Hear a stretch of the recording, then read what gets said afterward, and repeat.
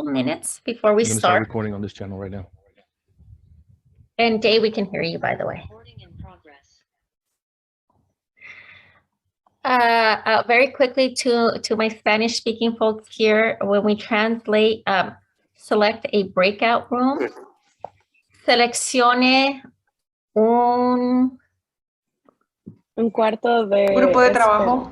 Un grupo de trabajo. Gracias. Seleccione un grupo de trabajo. Gracias. Didn't even know it's 4 o'clock. Yeah. It's not.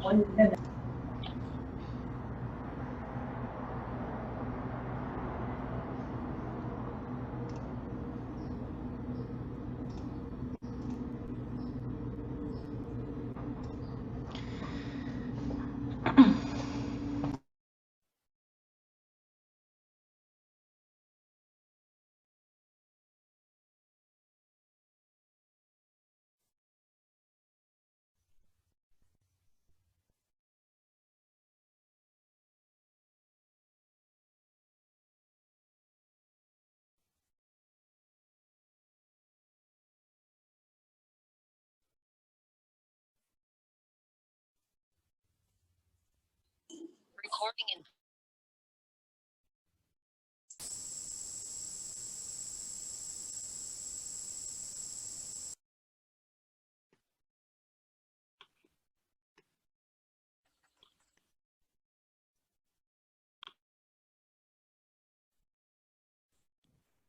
Okay, we are right at 4 o'clock. I think we'll go ahead and start the meeting.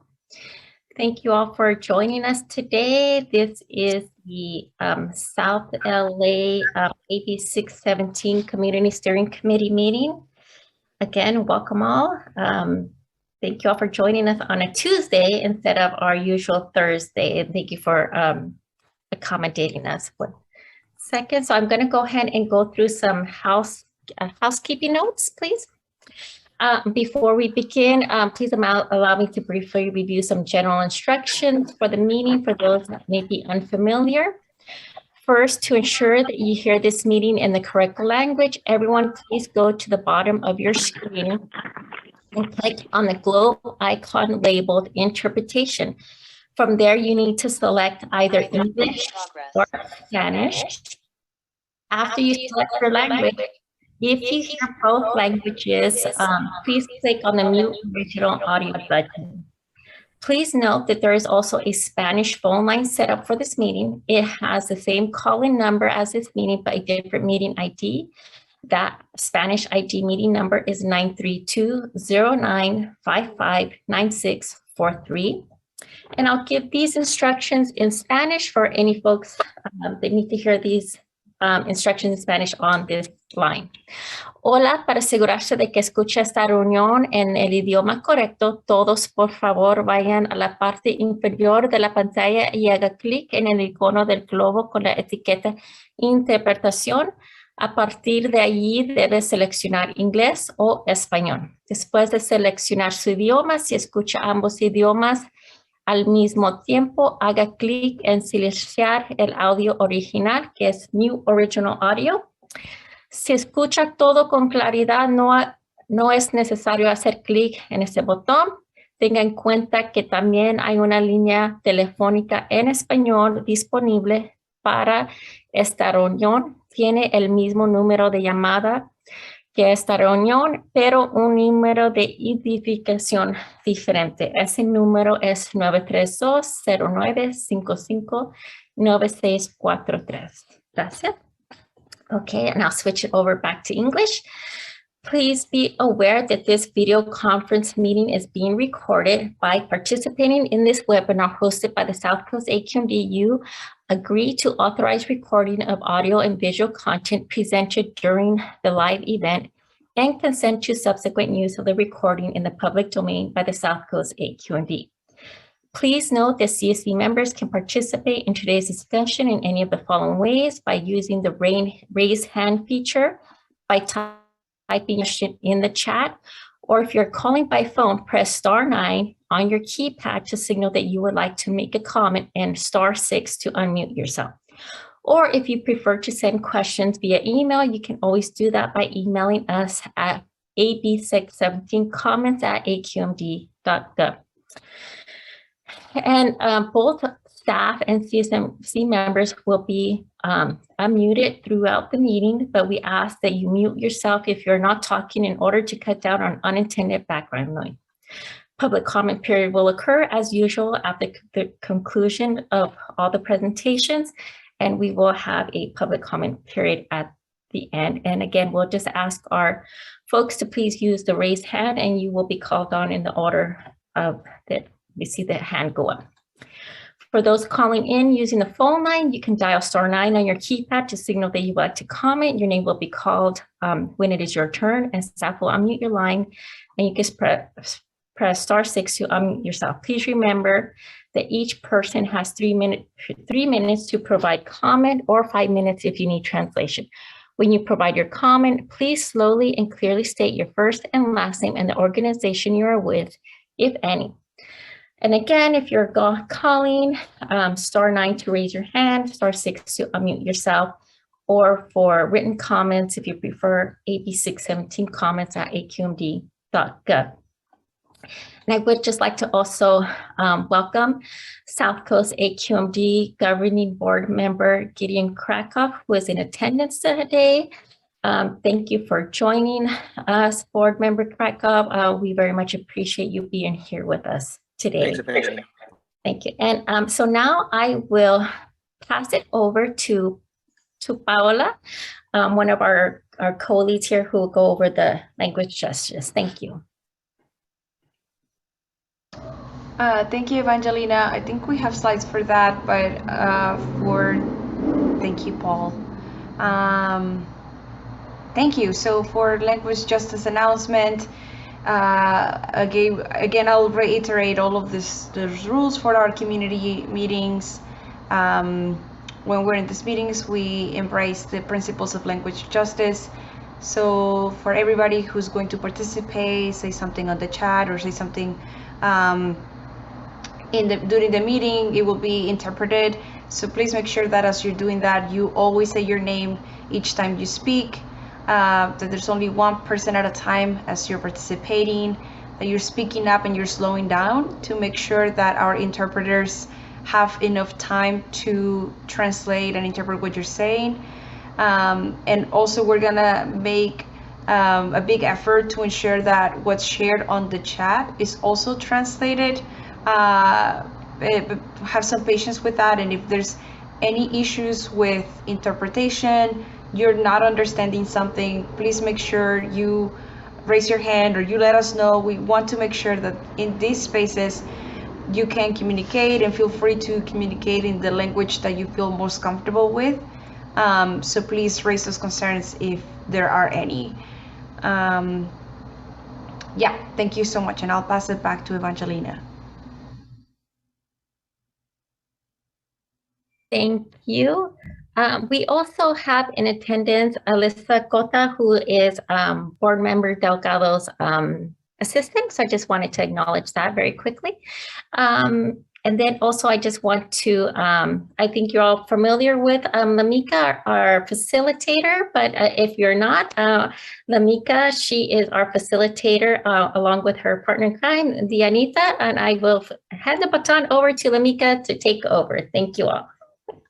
Thank you, Vanjie. Thank you, Paula. And good evening and welcome, everybody. We are excited to reconvene all of you after a nice little hiatus, a pause, if you will, from the work. Doesn't mean we weren't doing work. It just means that we paused these meetings so that we could get some realignment, as you all are very aware of. And we're ready to dive back in. As Vanjie mentioned, my name is Lamika Castillo. I use she, her, ella pronouns, and I am going to be facilitating this meeting with my buddy over here, my partner, Dianita Saravia Briseño. Diana, you want to come and say hi? I call her Dianita and Diana. And Diana. Diana, Diana, Dianita, and she, her, ella pronouns. Excellent. Thank you. So we have a very packed agenda. There was a lot of work that took place before the pause last month, and there's been a lot of work that has taken place since the pause, even though we have not come together with the full CSC and community for, I think, about a month now. I can tell you, because I've been in a lot of meetings with all these folks, that AQMD, the community partner co-leads, and CARB have been working very diligently to make sure that they've taken in all the feedback that community members and CSC members have shared, and are working to strengthen this process so that we can actually come up with this SERP and camp that is going to reflect the desires of the South LA community. So really excited about that. You all received an agenda in advance of this meeting. I believe it went out last week and again today. So just to give you a quick run through, we'll start off with an update of where we are, what the SC AQMD has been doing, and that'll come from Catherine from the SC AQMD. We'll get into some subcommittee debriefs. So before the pause, we had 2 subcommittee meetings, the oil and gas actions, and then mobile sources.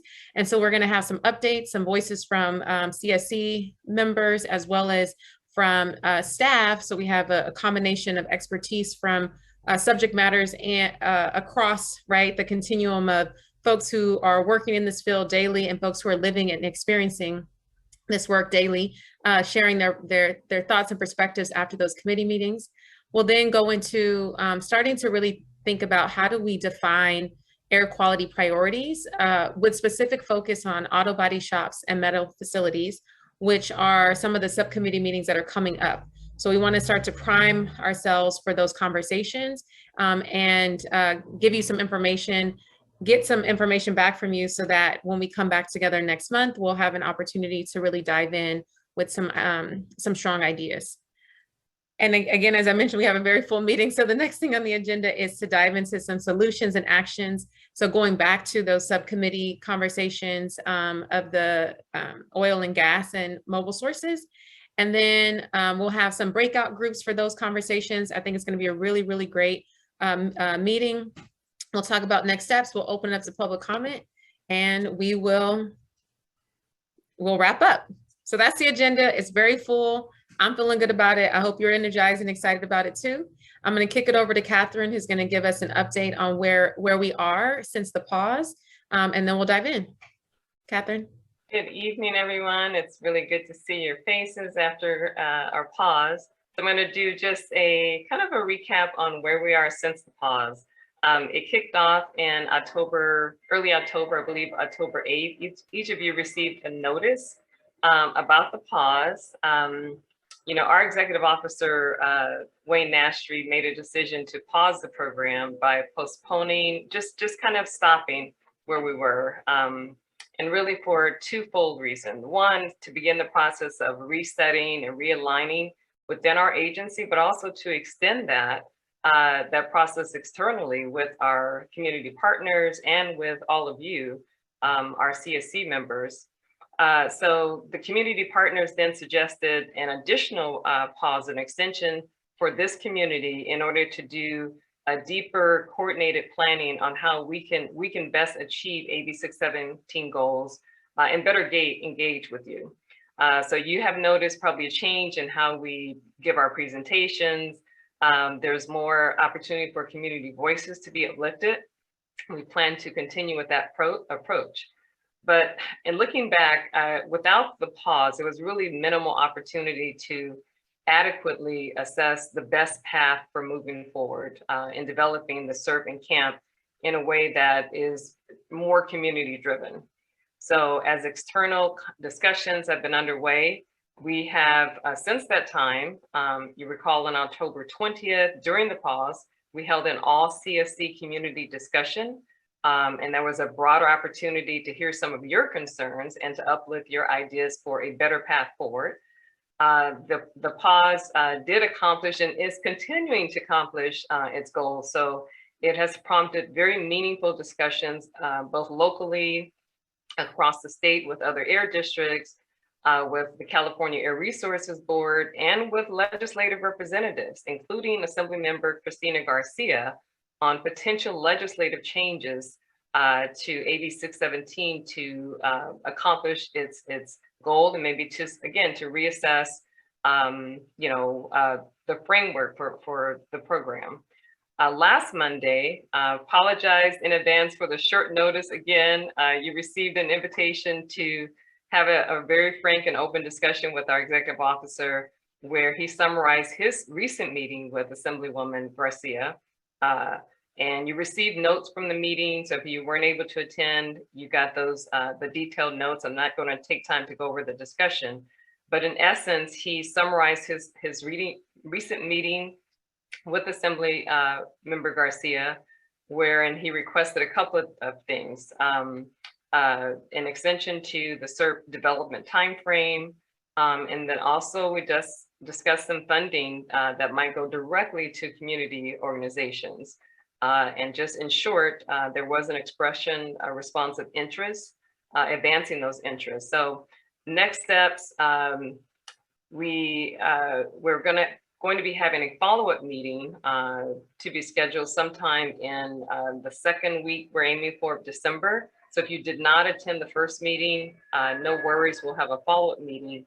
And the goal is to find some alignment with what we see as an air district and as what communities see as opportunities for changes to legislation. So we cannot basically, I guess Wayne has invited organizations to participate with us or with him in additional upcoming meetings with legislative representatives. So that invitation is out there for those of you who attended the meeting. Some of you expressed interest in participating, but stay tuned for an announcement of that meeting date. Probably we're aiming for around December 9th or 10th for that follow-up meeting. So that's kind of where we are now. At the end of our meeting today, I'll recap additional steps forward on where we are with the timing for the CERP. I do have some good news, but I'll wait and share that at the end of the meeting. So that's it in the way of a recap on where we are now. Excellent. Thank you, Catherine. And I hope that everybody who is listening in feels good about hearing the steps that have been taken. Sometimes when you go take a pause like that, if people wonder, what's going on in the background, is anything changing? And I think Catherine gave a lot of great insight and perspective into some of the things that the AQMD and CARB and the community partner co-leads have been working to do to take the feedback in. And we hope you see that in practice in the meetings today. Today's meeting. So thank you for that, Catherine. I always like to call this the go slow to go fast, right? Sometimes you do have to pause a little bit, you slow things down, and then it actually helps things to accelerate very quickly because we have stronger alignment. And so that's our goal. And we're looking forward to diving in. So now we're gonna have some conversation, some presentations from subcommittees. So we had, again, 2 subcommittees in, I believe, September and October, or maybe they were all in September. I don't know. We're in a pandemic. It's hard to remember what day of the week it is anymore. But we talked about oil and gas, and then we also talked about mobile sources. And so we have a combination of voices from community members and CSC members and agency staff who are going to talk to us about some of the actions that have been identified out of those subcommittee meetings. So I'm going to turn it over to Richard Parks, who is one of the South LA CSC members, and then Nicole from SC AQMD, as well as Crystal from CARB, to kick it off with the conversation around oil and gas. Oh, sorry, there's a hand up. Catherine, did I miss something? Yes, before we kick it off, one of the things we talked about was just enriching our relationship with CSC members and everyone in South LA. So with that, if you can turn on your cameras, we would love to see your faces as opposed to your Zoom squares. So if you can, please turn on your cameras. That would be fantastic. There we are. Thanks, everyone.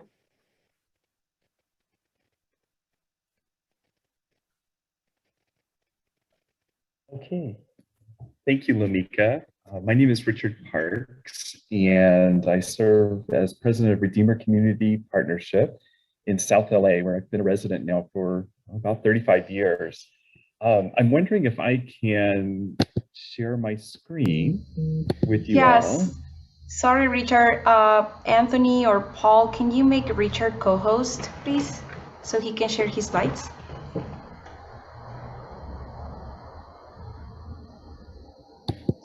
There you go. And thank you, Richard. Thanks.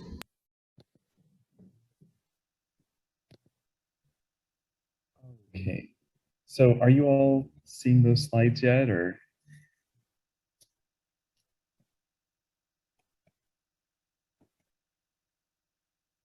Yes. Yes. Okay, great. Okay. All right, so these were, this presentation about ideas, policy ideas for how to improve air quality or reduce emissions from oil drill sites really comes out of our experience of living next to two toxic oil drill sites in our neighborhood here. And so titled this 4 Hints for Clean Air. And let me see if I can get these slides to advance. Okay, and so very quickly, I'll just go over 4 suggestions, which encompass workover rigs, on-site power generation, the use of odorants at drill sites, and public notification and disclosure when there's acid jobs that take place. And again, we had a much fuller presentation, so this is just going to go very quickly. But let's start with a look at diesel workover rigs. So these workover rigs in wealthier, whiter West LA neighborhoods are mandated often to be electric, which minimizes pollution on nearby residents. But in my South LA neighborhood, all of the workover rigs are diesel. And so hint number 1 would be to condition the diesel workover rig permits to prohibit their use within 3,200 feet of a sensitive receptor. That's AQMD language for a home, a school, a church, a medical facility. And we think that if the oil companies can electrify their West LA rigs, they can certainly electrify their South LA rigs as well too. Secondly, let's look quickly at how drill sites are powered. Again, in West LA, you see in West LA, the drill sites are mostly run with powered by a utility connection, so a connection to LADWP, for example. But in my South LA drill neighborhood, the drill site is powered by burning gas to generate electricity, and that's done right in the middle of the neighborhood. And so you can see here are exhaust stacks from turbines. And as soon as they fired these turbines up this past year, they blackened the side of the building. And if that's what they're doing to the building, you know that's what it's doing to our lungs as well. So hint number 2 is ban fossil gas power generation in residential neighborhoods. And the AQMD could do this by conditioning microturbine permits so that they're not allowed for use within 3,200 feet of a home, a school, or a medical facility. Now, let's take a look at odorants. Oil companies, they like to use these odorants. They spray them into the air. They mask the presence of explosive and toxic gases like hydrogen sulfide. What you see here is Chemco odor controlled jasmine being sprayed into the air. But the problem is that these chemicals these odorants contain a class of chemicals called endocrine disruptors, which interfere with fertility and reproductive health and cause birth defects. Unfortunately, sometimes the AQMD inspectors like to recommend that oil companies use these odorants because it reduces the number of calls to 1-800-CUT-SMOG. So hint number 3, AQMD inspectors should stop encouraging the use of odorants immediately. And then the air district needs to find a way to make sure that these chemicals are not used within 3,200 feet of a residential neighborhood. Finally, I want to touch on acid work. And this is probably the easiest lift for the air district of all. So acid is widely used in oil extraction. It's used both to descale the wells, but it's also used to dissolve the underlying geology and create new pathways for bringing oil to the surface. But the problem is that these acid jobs happen right next to homes. They involve tens of thousands of gallons of air toxins, carcinogens, endocrine disruptors again. And on one side of the wall, you'll have workers in head-to-toe protective gear. And on the other side, you'll have a family living, and they get no notification that this is happening. There has been times when the ambient fumes from these acid jobs is so intense that they have burned the downwind plant material on the corner of the drill sites outside. So the district has a rule called Rule 1148.2, and it requires public notice and then disclosure of the chemicals that are used in these acid jobs. Unfortunately, AQMD staff have arbitrarily exempted injection wells, despite the clear language of the rule stating that it applies to all wells, injection or production. And so hint number 4 is that to reduce toxic air pollution from oil drill sites, the district should enforce Rule 1148.2 exactly as it's written. Apply it to all wells, whether they're injection wells or whether they're production wells. So these are 4 hints, policy hints, and I would be glad to answer any questions. It sounds like we have somebody who's a little disruptive. I hope that there's a way to mute that person. They've been removed. Thank you.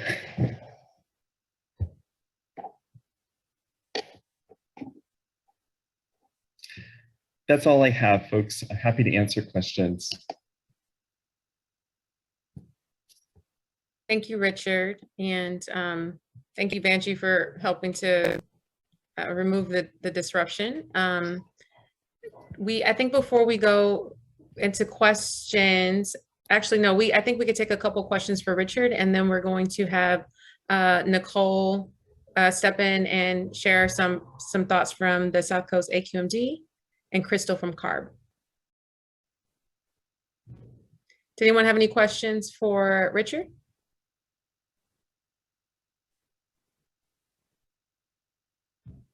All right, well, excellent presentation, Richard. Thank you so much for sharing from the community perspective. And I see some kudos to you in the chat for the work that you put together there. I'm gonna kick it off to Nicole and Crystal now so they can build off of what Richard shared and give some thoughts on action items based on the subcommittee conversations we had a couple months ago.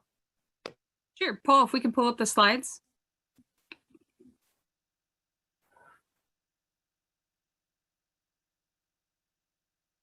Next slide. Next. Next slide. Next. Okay. So again, my name is Nicole Silva, Program Supervisor overseeing the Community Emissions Reduction Plan Development for South Coast Air Quality Management District. And in this section, we will be discussing, what actions could look like, what actions were identified based off of the comments received on September 14th and September 30th at our mobile sources and oil and gas subcommittee sessions. If we can go to the next slide. Looking to the way that our SERP would be sectioned off for each chapter, all the actions that we look to develop and address the concerns of our community steering committee would be found in our chapter 5, actions to reduce air pollution, emissions, or exposure. Next slide. So looking again to the elements of the SERP, I know we reviewed this briefly in September, but just looking to what's in our toolbox, we'd be looking to address the actions through rules and regulations, air monitoring, focused enforcement, collaboration, incentives, or community outreach. And so examples of those SERP's goals would be to conduct mobile air measurements to address any of the 5 air quality priorities that we've identified, reduce emissions from truck traffic and freeways, or even install air filtration systems at schools. Next slide, please. So looking to how the framework would be in our SERP, we would have a description of the goals, actions, and metrics in this format. So for the goal, we'd look to the quantitative or qualitative targets that we would have. For example, any emission reduction targets or outreach goals. The action itself, we have labeled by letters, and that's where we would have our actual policies that are developed by the CSC to address those emissions or exposure reduction concerns. We would have a metric also to show a quantifiable measure that we would, look to reevaluate annually in terms of seeing our progress throughout the 5-year term of this plan to see how we've been tracking it and assess the status of that action. And then we would have a timeline so that we have the start and end time for that action. So for an example, looking to, if we want to reduce emissions from truck traffic specifically, looking to conduct truck idling sweeps, maybe we have one per quarter, and then it would begin, the second quarter after adoption, perhaps, and then end, the first quarter after a year. Next slide, please. Are there any questions at this point for this portion? I think there's a hand raised.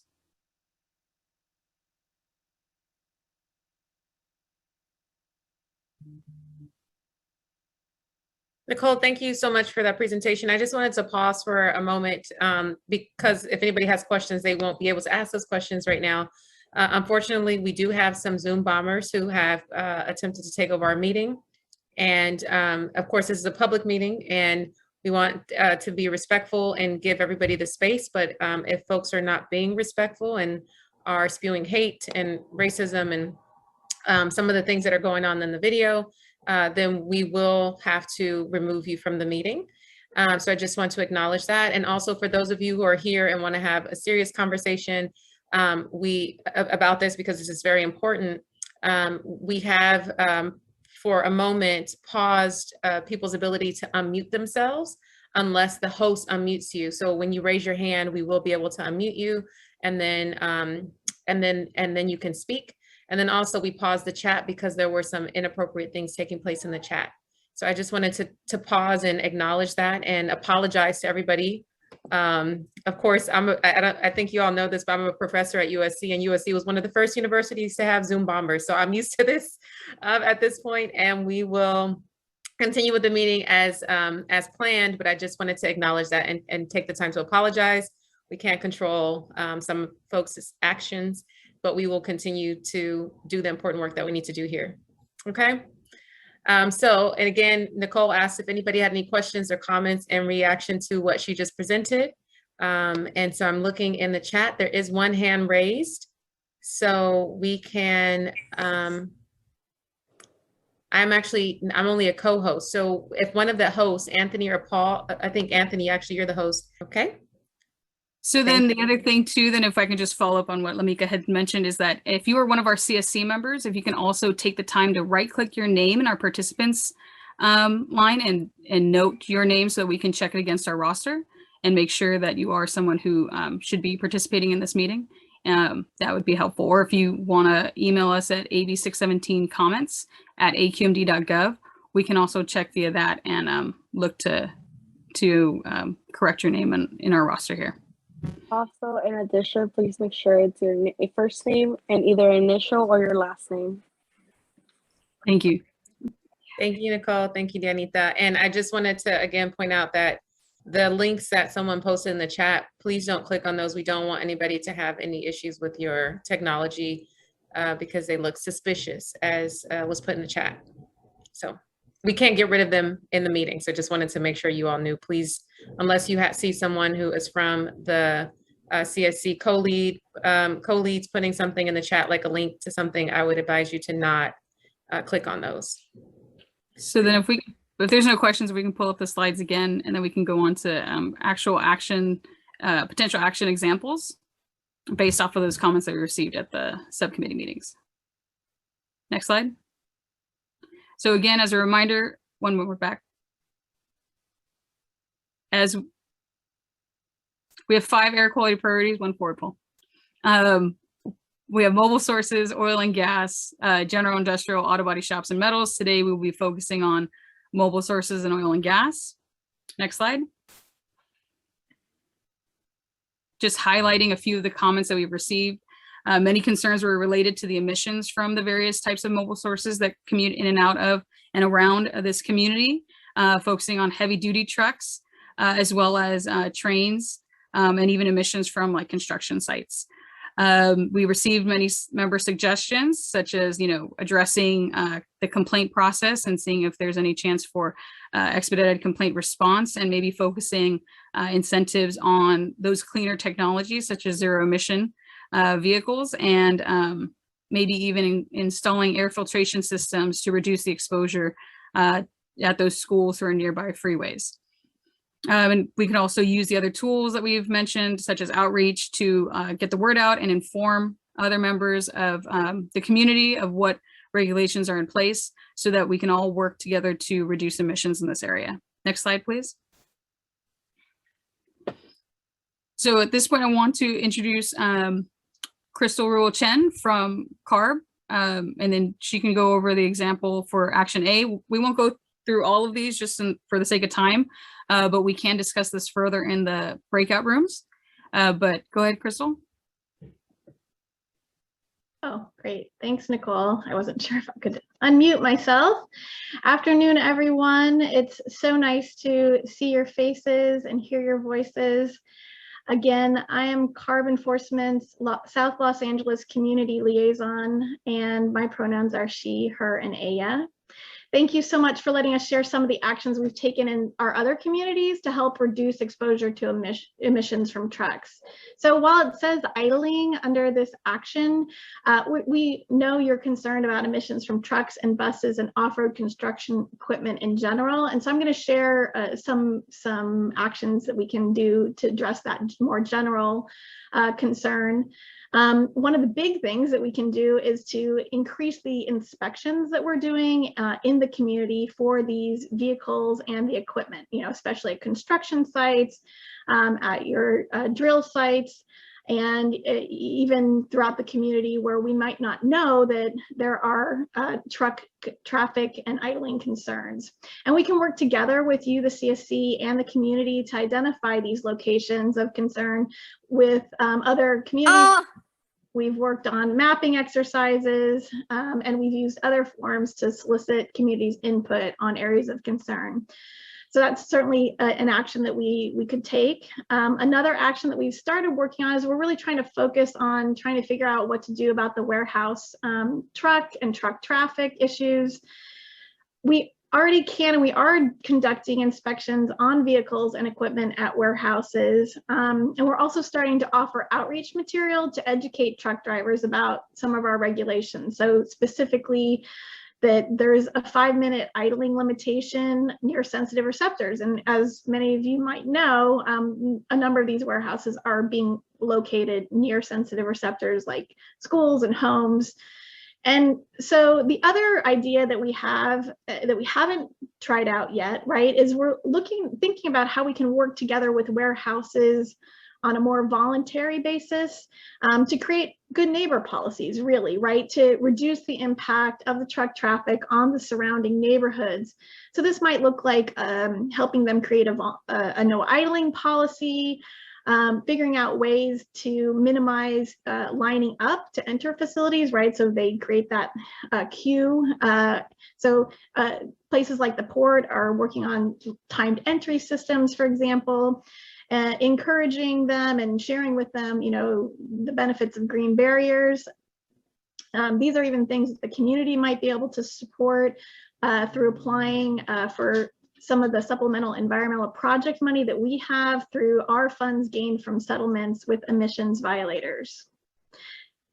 We have a few other ideas, right? We can also work with the CSC to determine the best ways to inform your community members about how to file a complaint with CARB. Richard brought up notification. We want to figure out that best way too, and we want to make sure we get out the information as best as we can. And you guys really know that and are the experts, so we'd love to work with you on making sure that you have all that information. We can also install no idling signs wherever, anywhere near sensitive receptors. We're already working with the city of LA on doing this, and they're installing 1-800 cut smog signs right now. So there's contact information for South Coast. South Coast has generously offered to put their numbers on all the signs. So if there's idling in the neighborhood, people know who to call to let them know that there's a problem with idling in the area. And that helps all of us figure out how we can better work with those trucks and helping them understand the rules and maybe finding some alternative solutions. So we're really looking forward to talking with you more about your SERP ideas later on in the breakout rooms this afternoon. That's all for me for now. If you have any questions, please let me know. Otherwise, thanks for letting me share this with everyone, Nicole. Thanks, Crystal.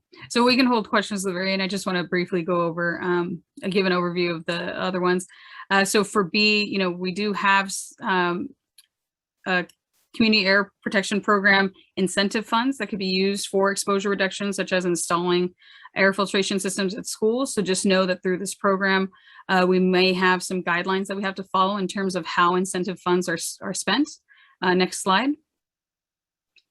And that would be used, whether it's for outreach information to share about what incentive programs are available, or even how we craft the language regarding how incentives would be used. So even though I know zero emission trucks are a focus for this community, we would want to phrase it to include cleaner technologies, so just so that we can take into account all the different types of applications that we receive that we would be able to capitalize on for the emission reductions that we could achieve even with the cleaner technologies, not just limiting us to zero emission trucks.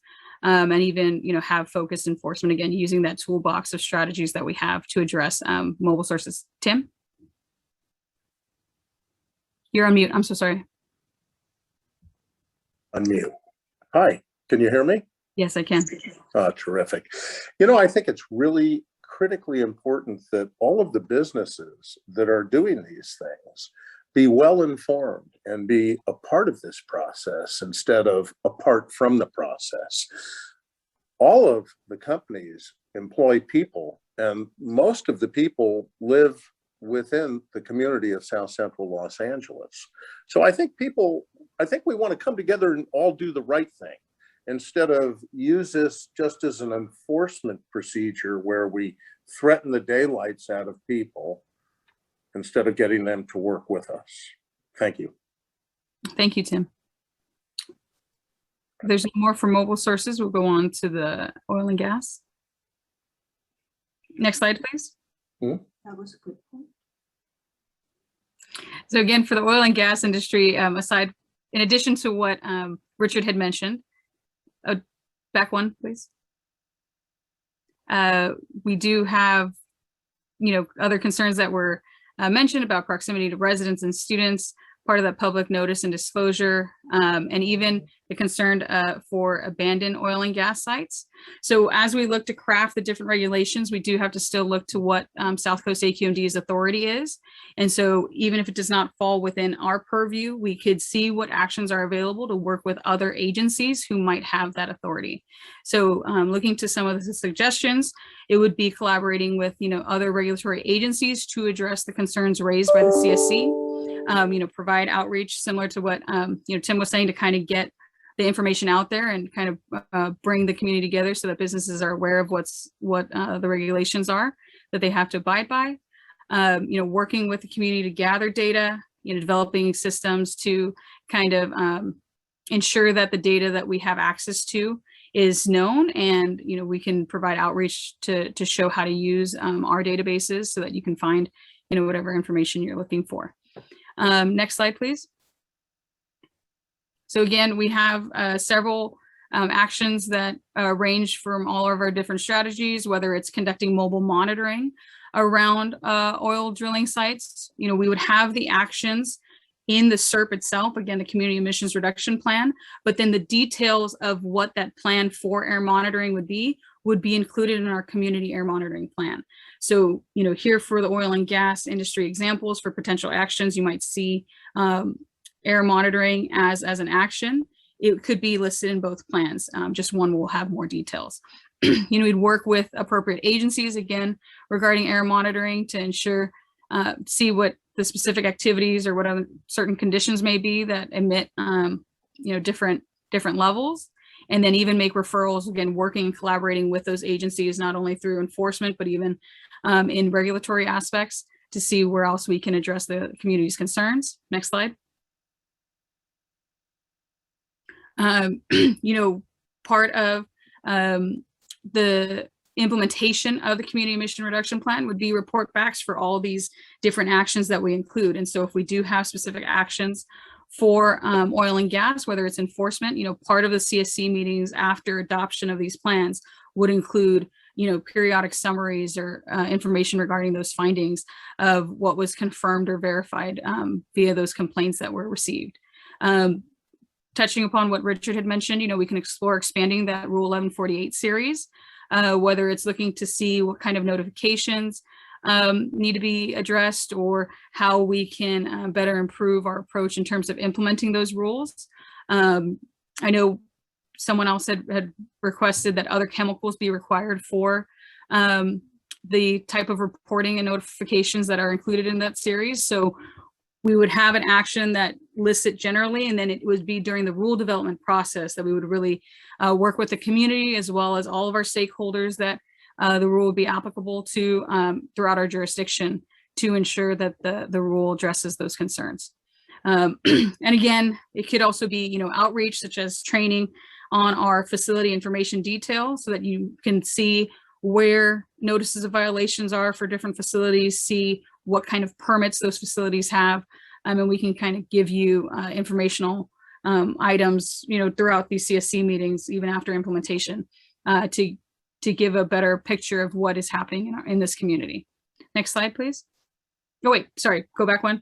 Another big one, community air monitoring.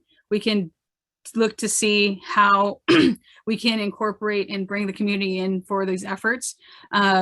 I know that was something that one of our co-leads had mentioned in the past. And any of these potential actions, we're hoping to work with the CSC to dig a little deeper and then see how we really want to craft this language to address your concerns.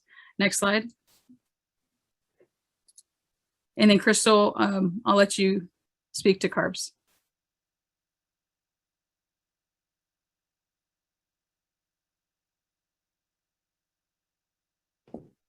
I think we need to unmute Crystal. Apologies, Crystal. Let me see if one of our hosts can unmute you.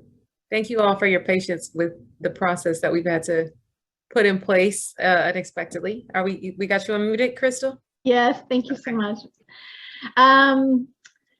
Yeah, so from the oil and gas perspective, we don't have a very robust plan for this yet. We really would like to identify next steps by meeting with a group of people, basically, to come up with better ideas. Some of our thoughts on this side is to provide mostly outreach and education and enforcement support for the Air District. So what does that look like? We're looking at, we can, again, conduct Cal EPA complaint process training, helping people report to us so that we can really understand what the situation is and track it as well for the community. Going out and conducting site and field investigations at the different areas, oil and gas areas of concern, and coordinating with the Air District for permitting and notification support. So what is it that the how can we help the Air District with this effort? And like I said, identifying next steps. Richard brought up a lot of really good points, and we're trying to figure out how we can support those. from CARB's perspective.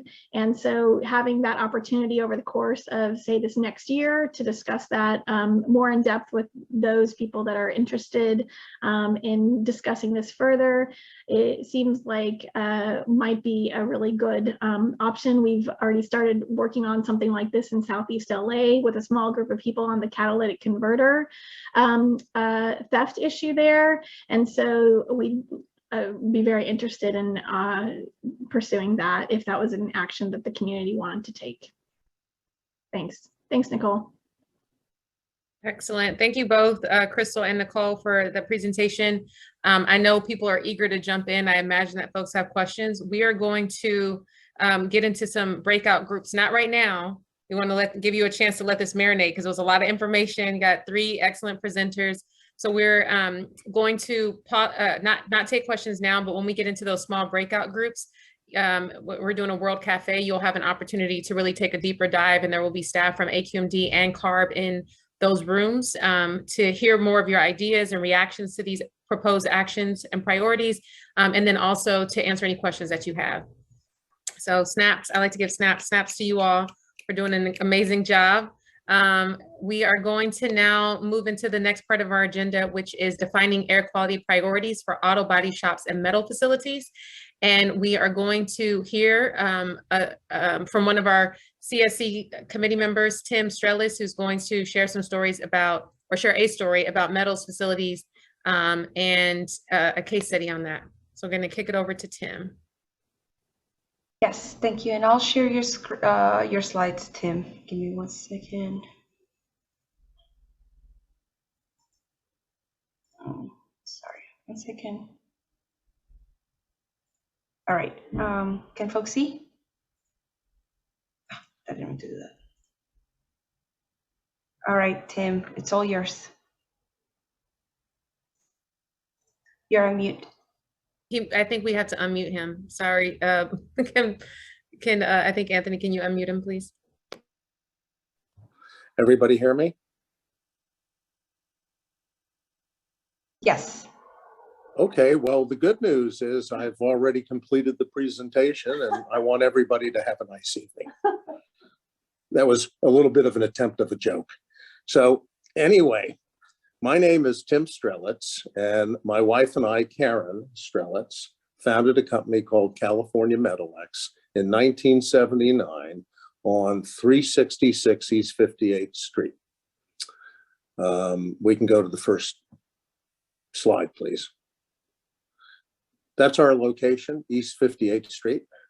The company manufactures copper-based alloys, which is basically copper that we add elements to, and we make specific alloys that are used by industries, typically in the potable water industry. California Metalex was also a champion in the enacting of AB 1953, eliminating the use of lead in drinking water components. And that was a big national fight, and we stuck with the Los Angeles Department of Water and Power and East Bay Mud, and we were successful, and we're very proud of that situation. We're also a very small company. We have 45 people. We have virtually no turnover. The company is 100% minority owned and operated. Next slide, please. So that's an overview of the facility. We began covering this facility almost 5 years ago because we understood the nature of stormwater and the issues it posed specifically for oceans and rivers. So when the mandates came out and the state got serious on it, we were almost 94% covered. Today, California Metalex collects all of its stormwater, passes it through filtration units that then go into the good earth where we restock the water at a drinking level quality for the aquifers 150 feet below us. It's the right way to deal with stormwater issues. Next slide, please. So this is just the upper left is the front of California Metalex. To the right side, you can see the coverings and you can see the main runway down that yard. all of the processes that we maintain that produce the metal that we're manufacturing in the melt shop is done in this area. Everything's enclosed, and the gentleman to the bottom left is at a scrap processing station. These machines are actually operating now. And so you can see that the air is super clean. And that's because we use bag houses and filtration systems everywhere necessary. Next slide, please. So this is one example. These are what are called wet sweepers. And 3 times a day, we go up and down both the street outside of CMX, which is 58th Street, and we travel the entire length and width of the processing facility. The gentleman or lady team member that operates these systems clock in and out so that we can ensure that everything's being done according to schedule. And of course, this minimizes discharge, and we're picking up small metal flakes and things of that nature that we remelt. It's good stuff. Next slide, please. So what we've done over the years, because we're in South Central Los Angeles and we've always enjoyed it, is we constantly look at how we can improve our facilities. And one of the things we've done very recently that we're talking to many other industries about is we enclose processing systems that are typically running processing systems that have bag houses included. And by enclosing them in the picture to the left with transparent strips, you not only see what's going on, but improves the efficiency of the bag house system because it limits the amount of volume the bag house has to take in. And of course, this is in the middle of the day we're operating, and you can see it's extremely clean. In the last several years, a big issue developing now with manufacturing and metal processing has to do with any type of particulate that becomes airborne. We used to call it dust. Now it's an exposure issue. And so what we've done is we found these very nice, small, portable bag house systems that we can move to any location in the facility if we have to, and hood part of an operation where we're generating a dust. And so these are 2 examples of those portable systems that we think industry is just going to find extremely effective. And again, eliminating dust particulates that honestly 5 years ago, nobody ever even thought about. So next slide, please. So that's us. On the left, and this is in the middle of this is not in the middle of the day, I'm sorry. This is going to be before 1 o'clock in the afternoon, because at 1 o'clock in the afternoon, the rates we pay for power go sky high. You're watching a pouring of copper-based alloy. The temperature in that furnace is about 2050 degrees. And the time of that pour is probably about 12:30. It's probably the last pour of the day.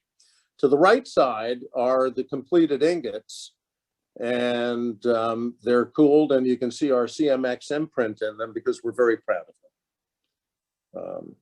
Next slide, please. So environmental health and community engagement.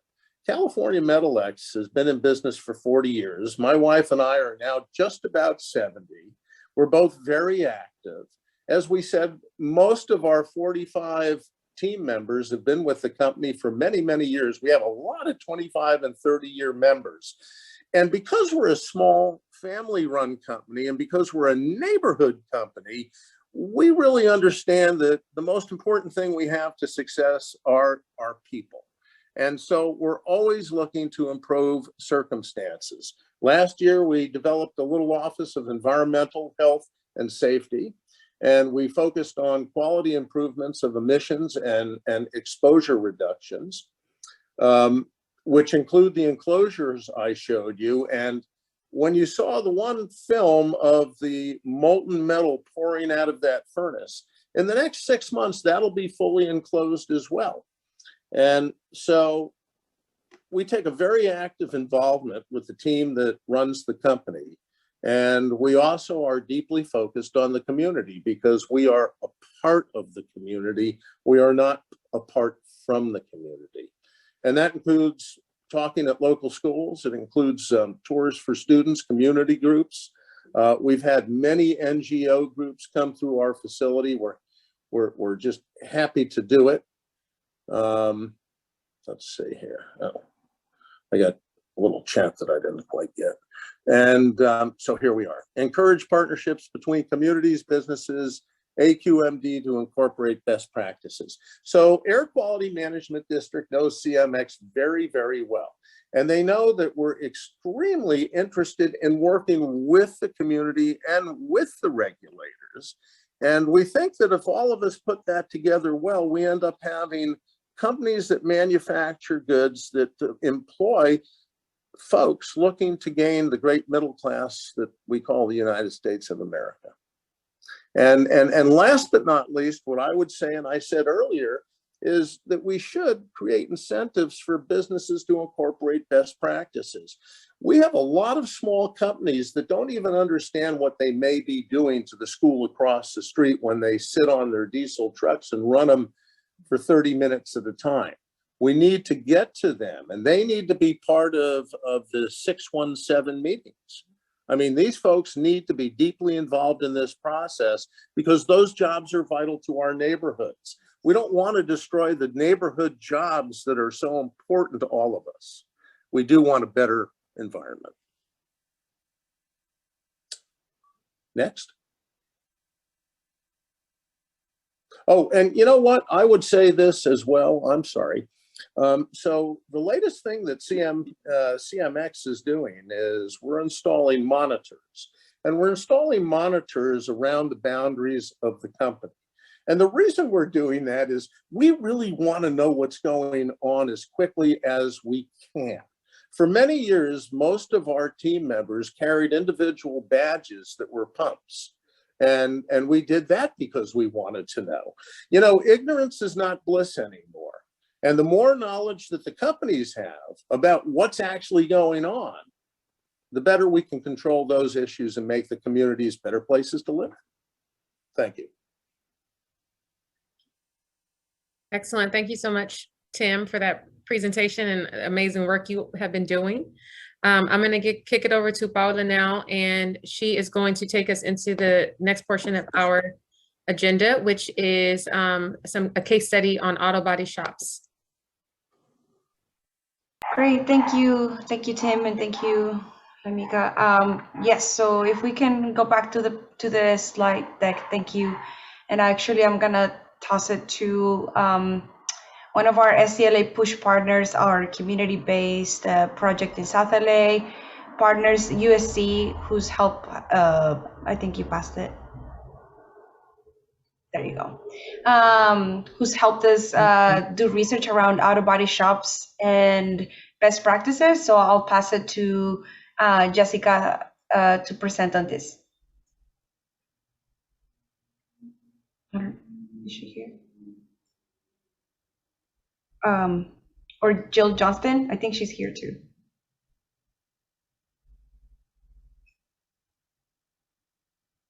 Yes, we just. Hi. Oh, there you go. Yes, thanks, Jessica. All right, hello everyone. My name is Jessica Santos, and I'm a student researcher who's focused on auto body shops. Next slide, please. So to contextualize the problem of auto body shops in South Los Angeles, we developed a map that identified over 55 auto body shops located within the South Central Los Angeles community. However, it's important to note that there are many auto body shops located in South LA that are missing or misclassified by regulatory agencies. So this number is merely an estimate, and we can assume that there are a higher number of auto body shops throughout the South LA community that can impact public health through air pollution emissions. Next slide, please. I think there was a slide before this one, unless it was removed. Yeah, I think if you could speak to it, we weren't able to pull it. Yes, no worries. So before addressing some of the best practices and control technologies that were developed for auto body shops, I quickly want to touch on some of the pollution burdens and health impacts caused by these facilities. So some of the most common practices in auto body shops are cosmetic repairs and paints, coatings, and sandings. And these processes can emit many different air pollution concerns such as odors and other air pollutants such as volatile organic compounds or other toxic air contaminants. And with other operations such as sanding, these can cause fine dust particulates and metal compounds to become airborne, such as chromium and nickel. And these pollutants can contribute to a number of health problems, such as asthma, which has been identified as one of the leading respiratory effects caused by on-site jobs. So to address these health concerns, the EPA identified 6 best practices for auto body shops. The first being implementing a technology requirement of a ventilated spray booth with filters that are at least 98% efficient. And the goal of this technology requirement is to reduce the contact with hazardous coating materials and remove paint overspray from the air. The second technological requirement is to prohibit clean spray guns by spraying the solvent through a gun and creating an atomized mist with the goal of minimizing emissions of hazardous chemicals into the air and therefore lowering occupational exposure. Now, in terms of best practices, there have been 3 identified on this slide. The first being using a low volatile organic compound or water-based cleaner, primer, or base coat to reduce VOCs and emissions caused by these sorts of chemicals. The second best practice is a very easy to implement habit of keeping all containers shut when not in use. And this will reduce the volatility of these chemicals and reduce emissions and occupational exposure. Lastly, the next best practice is making material safety data sheets available to shop workers, which will increase worker awareness of toxicity of chemicals and lead to more mindful use of chemical use in the workplace. And there are many opportunities for these best practices to be implemented throughout South Los Angeles, and there are, I think, steps that need to be taken to ensure that some of these easier to implement and low-cost solutions, such as keeping all containers shut when not in use, to be implemented to not only improve the occupational health of workers in auto body shops, but also to protect the air quality of local communities. Thank you.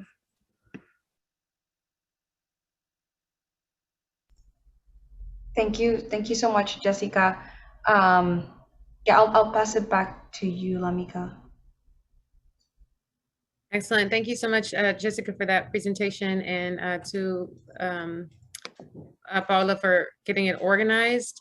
So we have a couple other items in the defining air quality priorities auto body shop and metal facilities presentation before we are supposed to move on to the conversations. I'm sorry, to our small group conversations. So I think I'm gonna kick it over. We're trying to, we're just so you know, behind the scenes, we're trying to figure out how to coordinate a little bit more because of the Zoom bombing that took place that of course has disrupted the meeting and changed things in our timing a little bit. And we want to make sure we get everything in. So I'm going to kick it to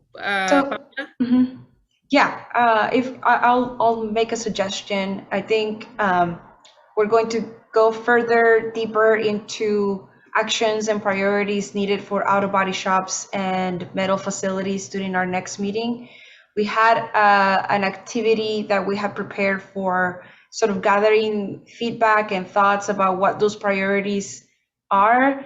And what we could do is to sort of share that Jamboard and share examples of how that activity was going to take place and leave that as a homework activity for you to take home. And maybe during the next CSC, we'll review those together.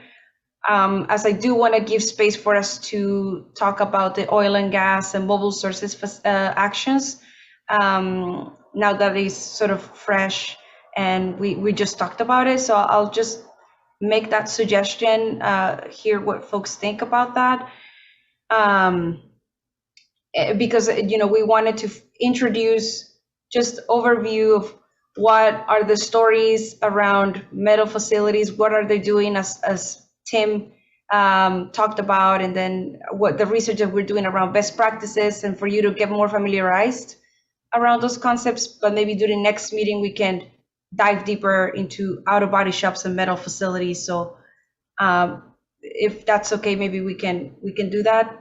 Lamika, what do you think? What do y'all think? So we can move on to the ground truthing breakout groups. Okay, well, I just want to make sure I'll check in with the AQMD staff and CARB just to see how folks are feeling about that.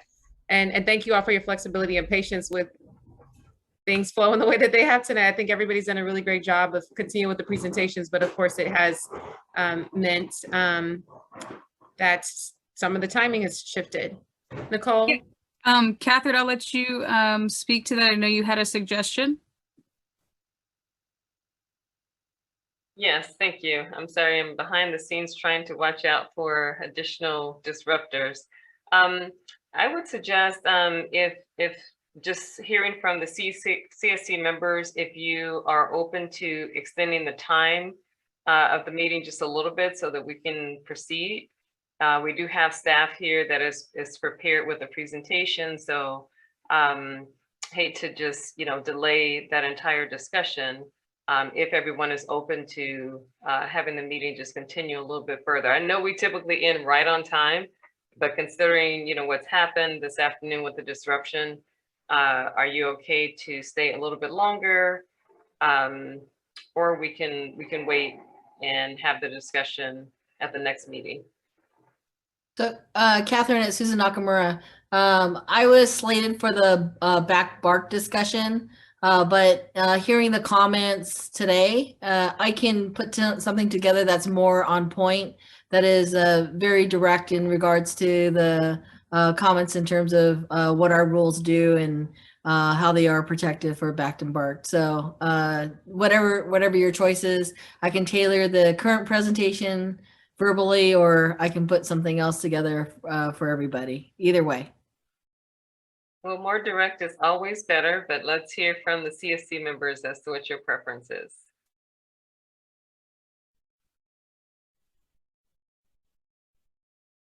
More direct, thumbs up. Go ahead. Use your raise hands feature to show more direct, and we delay.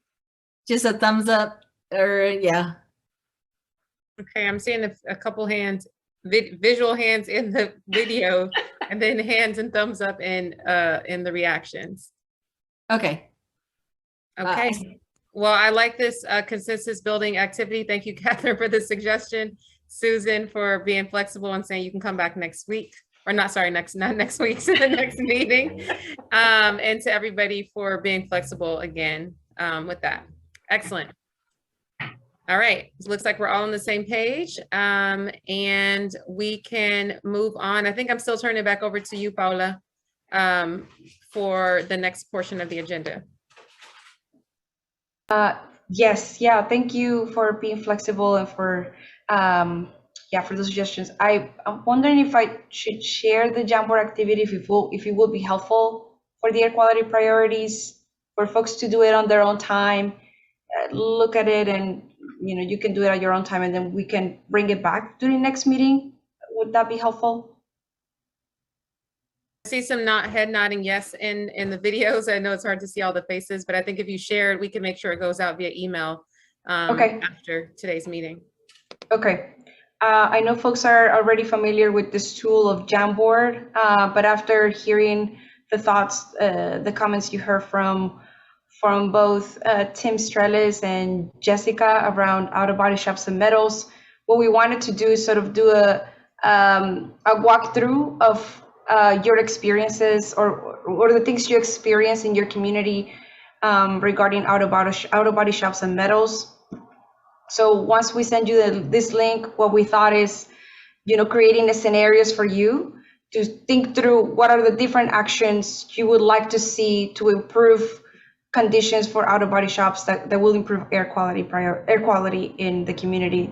So for number one, that's if you're walking down the street and you see an auto body shop, what are the things that you smell, you see, you physically experience that you'd like changed in your community, specifically for auto body shops? And this is an example of a real one in the Slauson Avenue, to give context. Number two is the actual facility itself, the things you see for workers, for the community. Would you like to see fences? Would you like to see, different things? And if so, what are those? And you could add them here. And this is the same process as the other Jamboards. You can click on a sticky note on this bar and add them. Here, just make sure that you do add your name or that you're a CSC member, so we know, and just you can fill up this board with comments and thoughts on things you'd like to change or you would like actions for the SERP, for the air quality improvement plan. So as for number two and number three is cumulative burden or things that are related to the activities of that facility. So is this facility driving more truck traffic to your community? You've noticed that more trucks are coming by or are passing by. You've noticed illegal dumping, you've noticed smells. What is that? And so you can take note of those things and what are the actions you'd like to see for that facility, for that sector of concern. And you can add those things through with sticky notes. And there's different ones here. So you can, as you pass the pages, you'll see the metal facilities ones. And there's different pages for you to work on that. So we can send you the link of the Jamboard. It's an open link. The only thing we do ask you to is to please add your name to the sticky note as you write your comments. That way we know where that feedback came from. And we can send instructions after the meeting as well. Excellent. Thank you so much for that, Paula. And Diana, if you don't mind putting that link in the chat now, if people want to take a moment to peruse it, get familiar with it, and then we'll make sure we send the link again via email afterwards so that everyone has a chance to weigh in. So with that, we are going to now transition into the next portion of our agenda, which is diving into solutions, actions identified for oil and gas/mobile sources, which you heard a debrief, a recap of earlier from Richard, Nicole, and Crystal. And so I'm going to kick it over to Gina, one of our co-leads, who is going to move us into some ground truthing around oil and gas mobile sources. Gina? Thanks, Lamika. And could we bring up the slides again? Thanks, Paul. Okay, I think the next, sorry, we're gonna have to skip through a couple. If you could go next slide. I think it's slide 40. I don't know if they're numbered the same. Yes, okay. So yeah, so as mentioned, we're gonna sort of dive into solutions for oil and gas and mobile sources. I know you've heard from several folks today around some SERP example solutions, but we really just want to sort of bring these examples and really dive deep and sort of think through how does this, get us to emission reductions. And so if we could go to the next slide. And so we're gonna introduce a framework that's gonna help guide our discussion, and then we'll get into discussion groups. So if we could go to the next slide. And so this framework that was created to prevent or reduce occupational injuries, illnesses and fatalities through prevention considerations. This is a framework that's been used in that for that purpose, but it's actually a helpful framework that we're thinking of using today to think through what solutions will help move us toward emission reductions. So if you go to the next slide, please. And so how we're as we go through some of these SERP examples, we really want everyone to think through where does this fall within this hierarchy of controls of most effective being the most effective action we can take being elimination of the hazard or the risk in the community. So for example, preventing industries from polluting. So in this instance, you know, we wouldn't need to take other actions to control the hazard that we have identified. If we could go to the next slide, please. The next sort of level being substitution can also be really effective. For example, with cleaning products, replacing, you know, harsh chemicals with homemade solutions. But the challenge is always trying to find a safe alternative. If we could go to the next slide. And as we sort of go down the pyramid, the actions are less effective at controlling sort of, you know, at the community level, but can still help us get there. And so engineering controls are usually more of a mechanical solution to prevent the hazard. For instance, creating a barrier, as was mentioned before, you know, sort of creating a barrier from sensitive land use areas like schools and hospitals.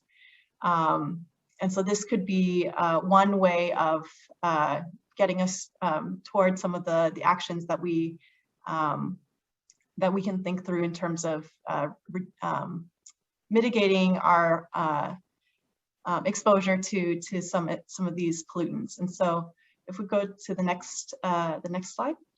And the controls at the bottom of the pyramid are sort of less effective and also put sort of the onus or the burden on the individual to sort of remove themselves from the harm. And so we want to make sure we're trying to identify actions that sort of help us get more towards the middle to the top of the pyramid, but we really want to just introduce this framework today to help us think through, you know, how do we get closer to that top of the pyramid. And so if we go to the next slide, please. And sort of, yeah, the sort of bottom tier of controls is, you know, personal protective equipment that, you know, that can be administered at the individual level, but doesn't really help us get toward actual emission reduction. And so we want to pose some SERP examples and ask you all in the small breakout groups to think through, you know, how does this action or strategy, where does it fall within this pyramid? And is there a way that we could strengthen it, or another action that we could take that could get us closer to the top of the pyramid? And so if we could go to, I think those are all the slides. And so these are the questions that we're going to pose in the breakout group. And so again, yeah, where do we think this SERP example or action falls? And could it be strengthened? And if not, is there another solution that that you all think could help us get to emission reduction in the industry that we'll be talking about? And so I think we're ready for breakout groups. Lamika, I'll pass it back to you. Excellent. Sorry, Gina, before that, do you want to walk through an example of how that would look like of the Jamboard? Do you want me to share the screen? Sure. I was wondering if it might be more time efficient if we just get into the breakout groups and then start exampling it and then get into discussion. Sounds good. Yep. Excellent. Thank you both for that. And we are going to get into breakout groups now. As Vanjie mentioned at the beginning, I think she mentioned at the beginning of this call, there will be 3 breakout groups. One of those breakout rooms will be completely in Spanish. And you will see that when you see the breakout room. So for our monolingual Spanish speakers, that room will obviously be for them. And if you want to practice your Spanish, feel free to join as well. Always welcome. Todos bienvenidos, right? So Vanjie's going to open up the rooms now.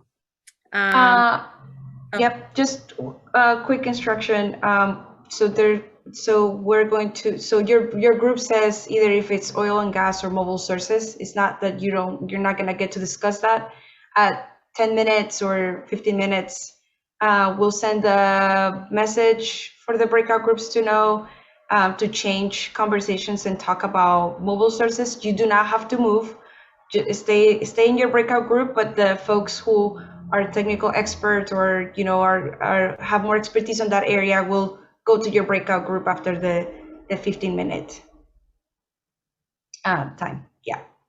So you will all, when you choose a group to go to, you will stay in there and you'll discuss both topics, oil and gas and mobile sources. But we're just breaking them up into smaller groups. I hope that's clear. All right, please get into those groups and we will see you back here after you've had both of the conversations for both of these topics.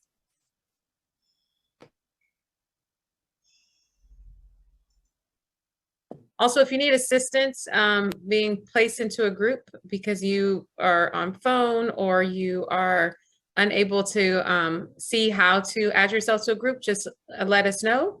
You can raise your hand, use a raise hand feature, and then we will make sure to add you.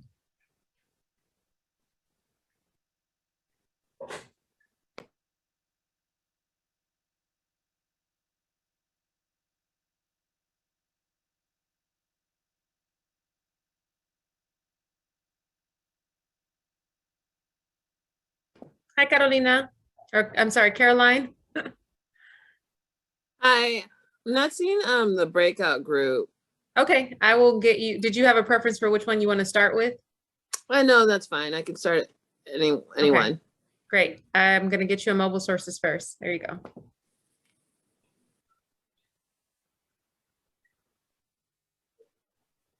Anyone else? I see several CSC members who are still here. Do you? Oh, looks like people are finding it.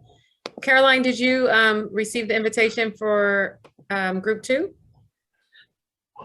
I see it now. Thanks. Okay, excellent. Bryce, Patricia, Pam, all CSC members, we want to make sure you get into a group. I'm going to send you an invitation to one of the breakout rooms.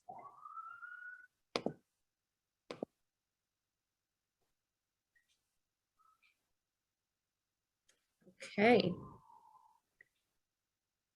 And there are several other folks here who don't appear to be affiliated with, they're not CSC committee members or CARB or AQMD staff. So I will,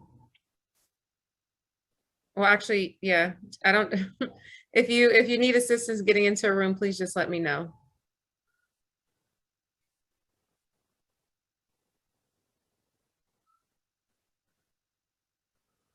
Oh, hi, Olga. Hold on, you need to get put into a room. Let me unmute you. Okay.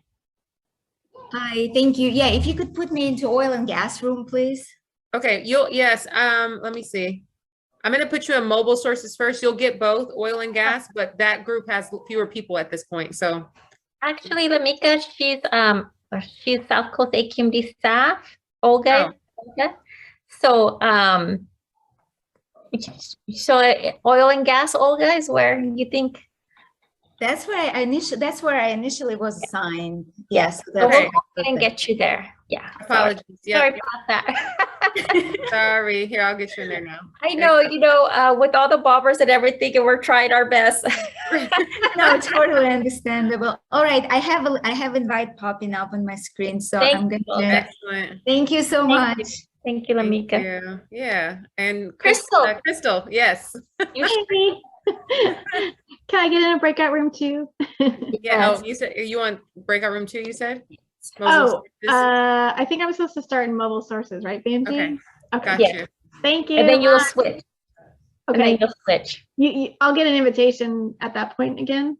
Yeah, you should be able to move yourself around, Crystal. You just go to the final room and hit join.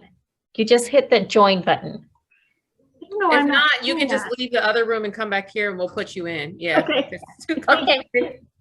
Stacy, So- Stacy, Yeah, I was just going to say that I'm going to stay here in case there are any issues, so you'll know where to find me. Sounds good. Should we pause the recording, Vanjie? I will leave that up to Catherine to make that decision because we are Facebook Live right now also. So I think that will mess up the, Right, we need to keep the recording going. yeah, I don't think we can stop and come back because it messes up the Facebook Live, I believe so. So, Got it. Well, for all of our viewers in Facebook Live world, thank you. and I'm starting the 15-minute timer now. Okay, thanks. Wait, 15-minute timer for the first groups? Yeah, and then we'll switch topics after 15 minutes. Yeah, I was thinking that we may need to cut it to like 12 minutes or so, just because it went, if we do 15 minutes now, that'll bring us to 45 and then it'll bring us to 6 o'clock. Okay, so 12 minutes starting now. Yeah, thank you. And they've already had like 2 minutes, so. Right. Great. And everybody who's still unassigned here in the main room, nobody needs to get into a breakout room, right? We're all. Miss Linda, you could choose whichever breakout room you'd like to join. You don't have to stay here in the main room. Do you want to go 1, 2? Maybe the room that Jacqueline is facilitating?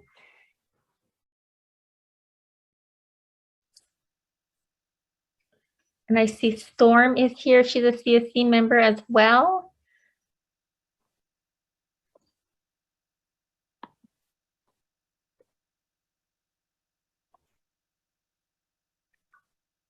And we also have CSC member Pam Garrett.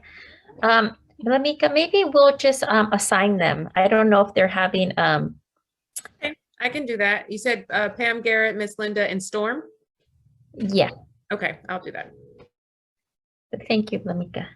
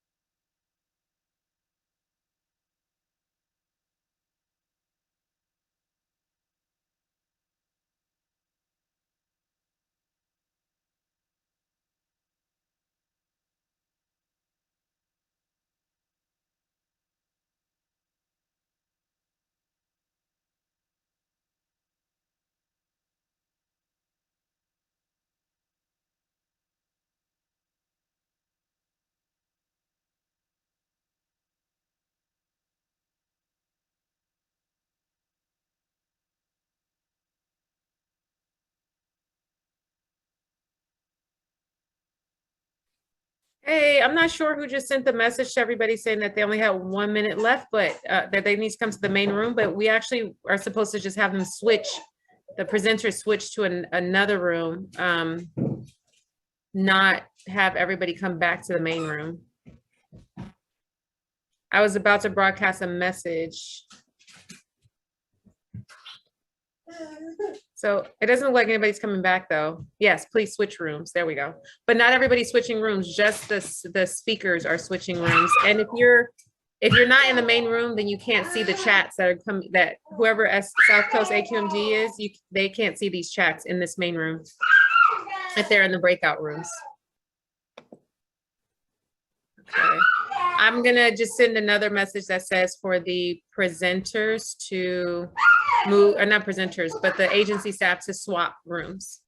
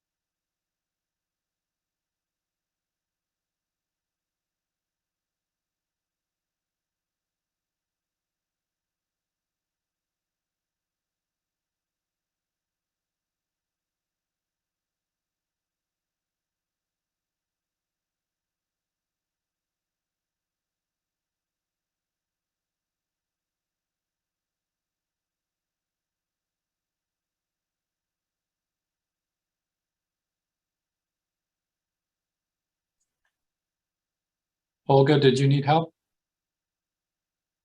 Let me unmute you.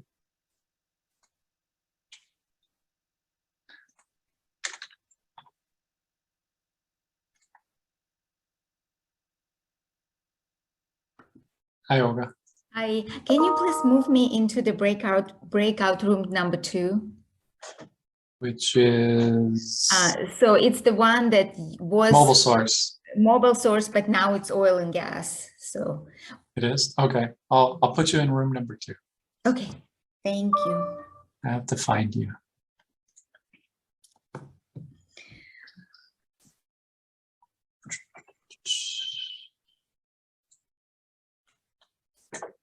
There you go. Thank you.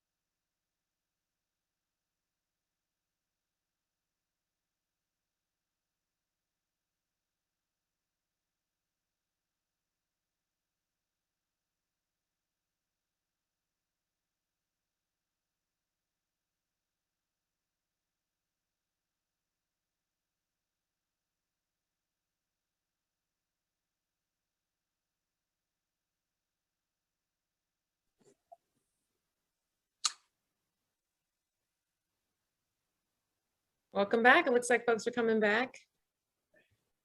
How are those breakout groups? Just when it was getting good. Oh, Yeah, we were just talking about good stuff. Yeah. I'm so sorry. I hate to always to be the person who has to cut the good conversation short, but that is part of my role. All right, it looks like, let me just make sure that we have everybody back from the breakout rooms. And actually, we don't have everybody back from the breakout rooms.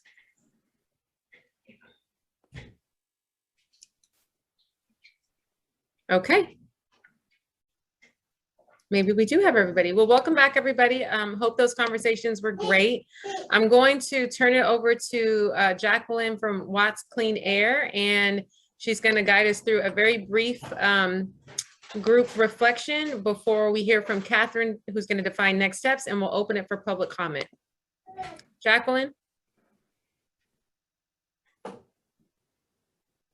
Oh, do we need to unmute her? Let's see here. Okay, there we are. There we Yes. go. Good evening, everyone. It was some pretty good conversations going on. I ended up in 2 rooms. I don't know how it happened, but thank you to all the facilitators and to all the CSC members who had these quality conversations. And what I most definitely would like to do is I can give a little feedback from what I've heard and then give someone an opportunity to bring out the most pressing and valid points and solutions that the groups came up with. And so most definitely the word was ringing in my head, just transition. You had Tim in there. Is kind of what he was speaking of earlier, just, you know, what is the roadmap to bring everyone together to bring forth these solutions so we can identify those who want to make the actual movement towards, you know, having healthier communities and clean air. Most definitely. I also heard that in terms of the, I would say, enforcement piece, you know, how do we strengthen that and how do we pretty much use communication to inform the people so we can all collectively work together. So let's see, from any group, would anyone like to raise their hand? I know we're still on some Zoom restrictions here, but if you'd like to raise your hand and share what was the most important thing that came out of your group you felt, and when we got cut off, we had some good conversations going. I know Miss Patricia, you said you may have to leave, but you were on something. Miss Cleveland, that was pretty good at the end. Or someone from the other group, the Spanish speaking room. Let's see, I'm trying to see the screen. Well, I guess maybe no one would like to speak, but most definitely, this is a very, I'm so proud of everyone with all the points that you made. For sure, we know that teamwork is needed. And as we took time to dig deeper, it was different solutions that came out on how we can pretty much overcome the burden of enforcement and collectively eliminate the odors. We talked about the deodorizers and how they cover up the smells, but how do we identify the most toxic VOCs and most definitely substitute or eliminate them. You know, we were talking about the oil drilling, but where it took my mind was, even when we have the closures of these oil drilling sites, what it does that process look like, and what impact will that even have with different seepages and so forth. So I can't wait to see the notes. Since, well, Miss Martha, I'm looking at you. Would you like to say anything? Well, yeah. Well, yeah, I know. I'm like, oh, I know you guys think I talk a lot, but sorry. So I think one of the things that emerged is the need to do a little bit more of the education on what those chemicals are so that we can come up with measures. But, one of the things that we've been thinking about is what does just transition look like, right? And so Boston has a great program on auto body shops. And we've actually been working with some folks who work in green chemistry who are trying to figure out reformulations for some of those products that are used in auto body shops. So how can we learn from what Boston did? And Boston not only reduced the toxic air contaminants that were going into the community, it actually improved the workers' health and well-being. So we want to find solutions that do both of those. And we want, and we know that in some spaces we may need to do some innovation, right? Because the air districts aren't accustomed to thinking about, like, let's prevent pollution. It's usually about regulating versus, actually preventing some of those emissions. So that was exciting. And on the mobile source, I think, the ideas around the zones and doing the signage, but also the other thing I want to lift up that our community talked about was the education piece, that what we need to do is both educate the community, but also those truck drivers that are driving through those communities. And yeah, so I'll stop. Yes, thank you so much. Paula? Yeah, thanks, Jackie. I was in the Spanish group and I wanted to highlight something that my group talked about in the oil and gas actions. And there's an action around regulatory agencies providing reports or periodic reports around compliance. And what folks mentioned is that oftentimes oil and gas operators modified their operations and the equipment that they use, and community members notice, but they never know what's going on. So I think it's important for those reports to also inform the community about any potential hazards related to changing operations. And what are those chemicals and what impacts they have in the community. So something around education as well, and in right to know was mentioned. And then another thing that was mentioned was how to guarantee compliance.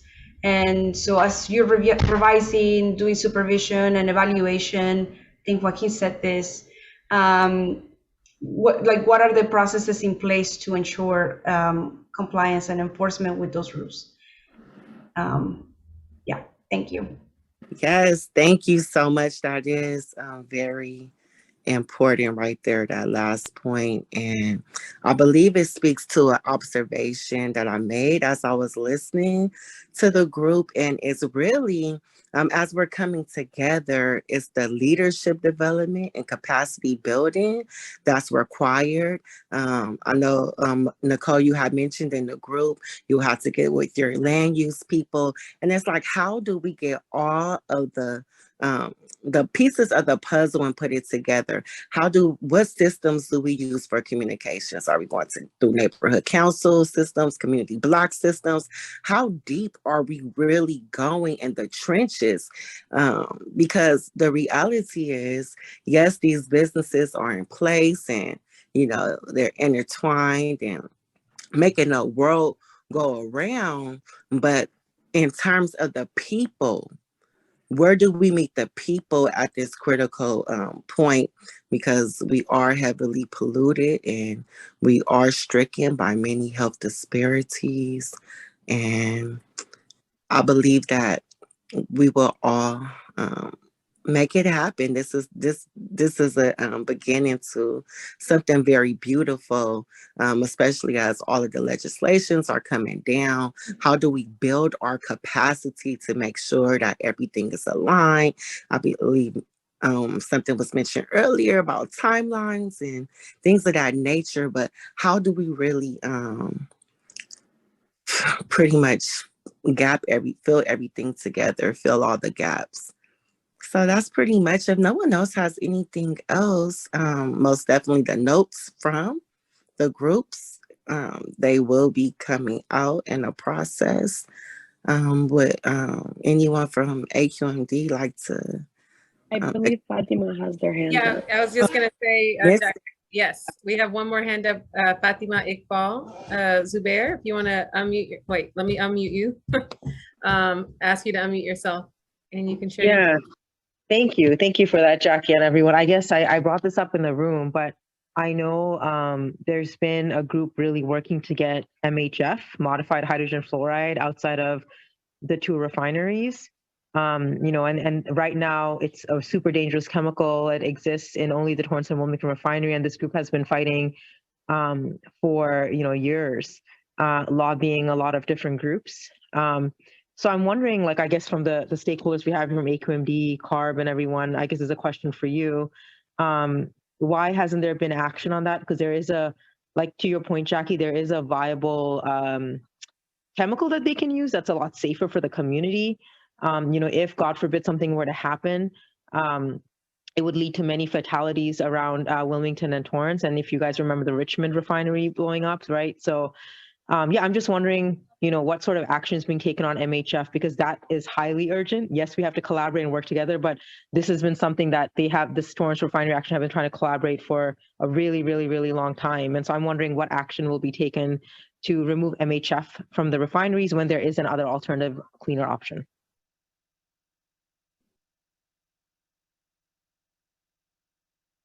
Thank you so much, Fatima, for that question. And it sounded like you were posing that to the AQMD team. I think I wanted to see if anybody wanted to respond, but we also are over time. So I'm wondering if we could put a pin in that question, if there's not an immediate reaction or response to that we can come back and get a response to that at the next meeting. Catherine? We do have staff on the line that might be able to address that comment. I hate to have it just delayed until the next meeting. So we did convene, it's called our refinery committee meeting, and to discuss the rulemaking called proposed rule 1410 to ban modified HF. What was decided was the two refineries that are currently using the material proposed to what's called proffers, which is kind of like an offer, and our governing board approved a resolution for these proffers. And so both the refineries are putting in a series of mitigation measures to address the use of modified HF. They're well underway in regards to addressing these mitigation measures to, if there was a release, to try to minimize or eliminate any offsite impacts. So that information is available on our website. It's, I think if you search for, we can provide the link, but it's under the refinery committee meetings, and it's also, I think if you follow that, then there's the proffers and the work that we did under proposed rule 1410. It was a very, very contentious type of rulemaking. We had reports to our governing board and discussions on it, and multiple meetings with the refinery committee with hundreds of folks that had participated in the process. I think that the door is not closed on modified HF, and if there is an alternative that does come up, I think you're referring to sulfuric acid. There were concerns about the use of sulfuric acid, and so they were kind of still monitoring to see what other types of emerging technologies do come up to eliminate the additional trucks that would be associated with sulfuric acid and the risk associated with modified HF. So that's in those reports. The refineries provide quarterly reports on that, and if you're interested, we can provide the links for that. Excellent. Thank you, Susan. See, Susan stuck around even though her presentation is going to be moved to the next meeting, and it was just for this. Perfect, perfect, perfect. I see Fatima asked one other question in the chat. Does that rule lead to the complete elimination of MHF? No, it doesn't. It provides mitigation measures. in the event there was a release. And there are monitors that are around the site. It's like around they're called alkylation units, and a number of safeguards that are built in, but it does not completely eliminate the risk, as it doesn't ban the use of modified HF. Thank you, Susan, and thank you, Fatima, for bringing that question okay. So we are a little bit over time today. Really appreciate everybody sticking around. The last two things that we have on the agenda are for some next steps that will come from Catherine, and we will open it up to public comment just to hear any questions that folks have. And then we'll have the agency staff respond to those, take those questions down and respond to them at a future meeting. As I bring Catherine up to talk about next steps, would love to get some feedback from the CSC members. The chat is open now, that you can chat freely. If you could just put in the chat a quick word about how you like those breakout groups, because we're trying some new things out based on the feedback you gave. If you enjoyed them, you can put in the chat enjoyed or they were great. You could also private chat myself or Diana or one of the co-hosts to say I wasn't feeling too thrilled about that, or you can put it in the regular chat. But whatever it is you're feeling, we want to get that feedback so we can adjust course in real time. I'm going to kick it over to Catherine so she can talk about next steps. All right, thank you. So want to be brief with next steps and basically focus on the schedule. So Paul or Anthony, can you pull up the very last slide?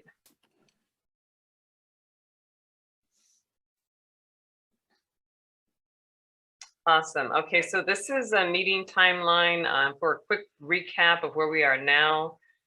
We've gone through now a few different discussions on air quality priorities, leading to today discussing metals and auto body shops. What we show here is ending the year out. Next meeting scheduled for December 2nd, going over draft SERP actions. I actually have good news. We were on a timetable with a February deadline for adoption of the SERP for this community. So this is relatively hot off the press news. Our co-leads are hearing this for the first time this afternoon, and I think all of this is an outcome of the pause and really elevating the concern about restricted timelines to develop the SERP, which, as you all know, has just caused a little bit of challenge for all of us. But we have now gotten approval to extend that date beyond February out to late spring. And so we're going to be working with the co-leads. Now if only CARB would take your lead, that's a different story. So yeah, I think there's going to be a singing and shouting on hearing this news, but we did get the green light to extend it beyond February. That will release a lot of challenge, like I said, with the timeline and trying to push everything to February. So we're going to regroup with our community partners and as we set out to do, realign things going forward.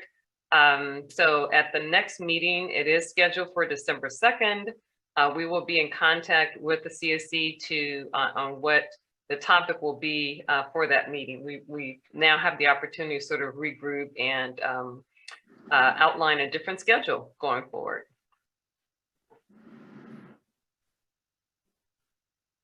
Excellent. Well, Catherine just gave like everybody a holiday gift. Breath, sighs of relief coming from Marta. People in the chat saying they're so excited about it. And so thank you, Catherine. This is an applause for the timeline extension. And I think it gives us some room to breathe. Awesome. And thank you all for your feedback in the chat. I see a lot of great comments. You like those breakout rooms, could have used more time. We are taking this feedback in, and as we plan that future meetings, we'll continue to refine them to respond to your needs. So we are going to wrap up with just a few minutes of public comment. So if we could stop sharing the screen now, we'll open up the line, if you will, you still have to raise your hand so we can unmute you. But if you have any public comment, anybody want to share any thoughts or ask any questions before we wrap up, we want to give you time to do that now.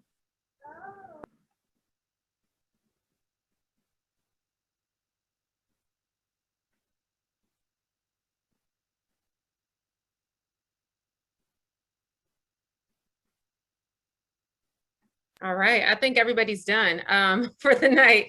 Appreciate y'all sticking around a little bit longer. Oh, Miss Linda has a hand up. Miss Linda, please. Oh, we have to unmute, or do we have to unmute her? Yes, here we go. Hi, I Miss just Linda. wanted to make a comment.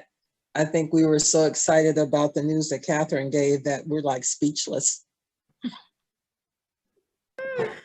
Everybody's speechless. Catherine did a mic drop at the end of the meeting, which was so necessary given all of the chaos that we experienced in tonight's meeting. Again, thank you all so much for your flexibility, for your patience, for going with the flow, and for your feedback. And we will see you at the next CSC meeting, which is actually it's coming up pretty quickly. It's like in 2.5 weeks. So make sure you have it on your calendars and we will be in touch. Oh, Catherine, one more hand. Last comment, I just want to acknowledge our executive officer and our governing board members for having supporting, I'll just say outcry for additional time and pushing that time frame. So yes, we will see what happens around the corner and continue with the great work that's being done with our community partners and with this awesome South Los Angeles community. So thanks everyone for being here, and we'll be in touch. Thanks everyone. Have a great Good night. night. Thank you. Good night, everybody. Thank you.